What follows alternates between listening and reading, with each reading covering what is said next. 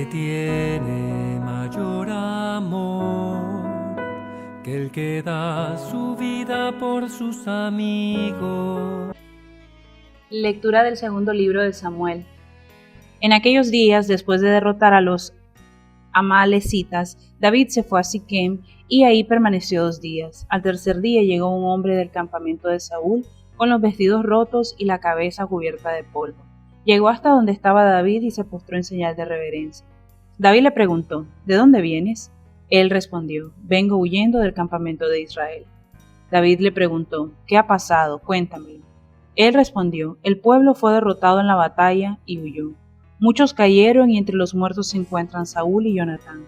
Entonces David rasgó sus vestiduras y lo mismo hicieron los que estaban con él. Prorrumpieron en lamentaciones y llantos y ayunaron hasta la noche por Saúl y Jonatán, por el pueblo del Señor y por la casa de Israel, pues habían muerto a espada. Entonces David entonó una elegía por Saúl y por su hijo Jonatán. Tus héroes, Israel, han sido inmolados en tus montañas. ¿Por qué cayeron los valientes? Saúl y Jonatán, queridos y admirados, inseparables en la vida y unidos en la muerte, más veloces que las águilas y más fuertes que los leones.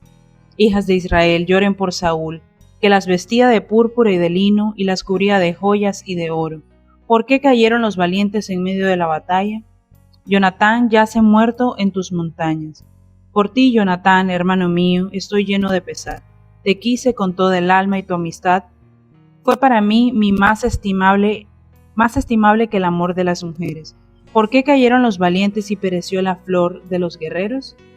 Palabra de Dios. Te alabamos, Señor. Señor, vuelve tus ojos a nosotros. Señor, vuelve tus ojos a nosotros. Escúchanos, pastor de Israel, que guías a José como un rebaño. Tú que estás rodeado de querubines, manifiéstate ante la ruina de Efraín, Benjamín y Manases. Despierta tu poder y ven a salvarnos. Señor, vuelve tus ojos a nosotros. Señor, Dios de los ejércitos, ¿hasta cuándo seguirás airado y sordo a las plegarias de tu pueblo? Nos has dado llanto por comida y por bebida, lágrimas en abundancia. Somos la burla de nuestros vecinos y el hazmerreír de cuantos nos rodean. Señor, vuelve tus ojos a nosotros. Del Santo Evangelio según San Marcos. Gloria a ti, Señor. En aquel tiempo, Jesús entró en una casa con sus discípulos y acudió tanta gente que no los dejaban ni comer. Al enterarse sus parientes, fueron a buscarlo, pues decían que se había vuelto loco. Palabra del Señor. Gloria a ti, Señor Jesús. Hoy la palabra de Dios nos presenta 2 escenas muy humanas y profundas. En la primera lectura vemos a David llorar la muerte de Saúl y de Jonatán, aun cuando Saúl fue su perseguidor. David no responde a esto con rencor, sino con dolor, respeto y amor. Su lamento nos revela un corazón que pone a Dios por encima de sus propias emociones y juicios. En el Evangelio de Marcos encontramos a Jesús incomprendido incluso por los suyos. Su manera de vivir, de amar y de entregarse al reino parecía una locura para quienes lo miraban desde fuera. Sin embargo, Jesús permanece fiel a su misión, guiado únicamente por el amor al Padre y a la humanidad. Ambas lecturas se encuentran en un mismo punto. Amar como Dios ama no siempre es entendido, pero es el camino que transforma los corazones. El Evangelio de hoy nos muestra que la fe implica elegir a Dios como criterio base de nuestra vida y que esto no siempre va a ser bien visto o bien recibido por los demás. Y es precisamente en la familia donde más nos cuesta evangelizar, porque no es una casualidad, ahí es verdaderamente donde nos conocen, incluso nos conocen antes de nuestra conversión, donde saben cómo éramos, cómo reaccionábamos, cómo hablábamos.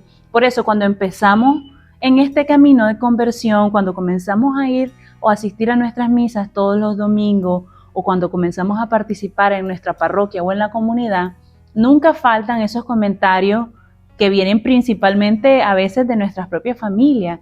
Sos un fanático, solo vivís en la iglesia, etcétera, ¿verdad? Porque es precisamente ahí en nuestra familia donde nos conocen tal como somos, con nuestro carácter, con nuestras debilidades y con todas nuestras fallas, todas nuestras fragilidades humanas. Entonces, ahí en la familia nosotros fallamos, nos equivocamos y no siempre damos el mejor testimonio.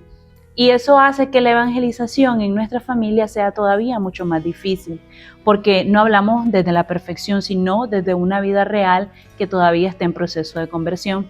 Sin embargo, aunque esto pareciera una misión difícil, es ahí donde verdaderamente el Señor nos llama a evangelizar, porque el Señor no nos quiere en un lugar donde nos entiendan todo el tiempo, sino es el lugar donde más nos cuesta, comenzando con nuestra familia, y no dando